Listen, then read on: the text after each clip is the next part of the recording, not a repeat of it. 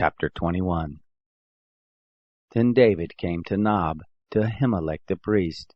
And Ahimelech came to meet David, trembling, and said to him, Why are you alone, and no man with you?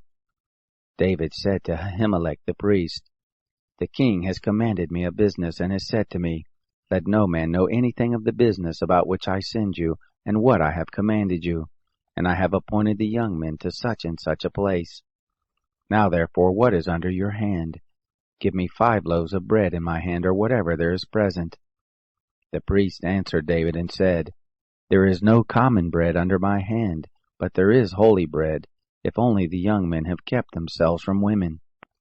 David answered the priest and said to him, Of a truth women have been kept from us about these 3 days. When I came out, the vessels of the young men were holy, though it was but a common journey. How much more then today shall their vessels be holy?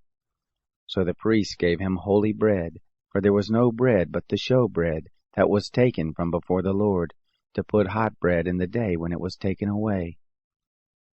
Now a certain man of the servants of Saul was there that day, detained before the Lord, and his name was Doeg the Edomite, the best of the herdsmen who belonged to Saul. David said to Ahimelech, Isn't there here under your hand spear or sword? For I have neither brought my sword nor my weapons with me, because the king's business required haste.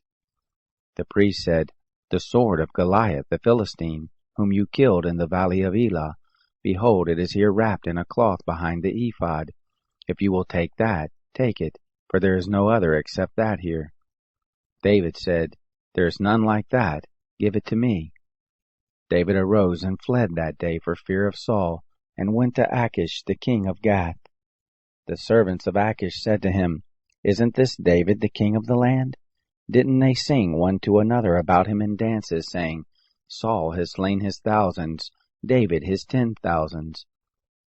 David laid up these words in his heart, and was very afraid of Achish the king of Gath. He changed his behavior before them, and feigned himself mad in their hands, and scrabbled on the doors of the gate, and let his spittle fall down on his beard.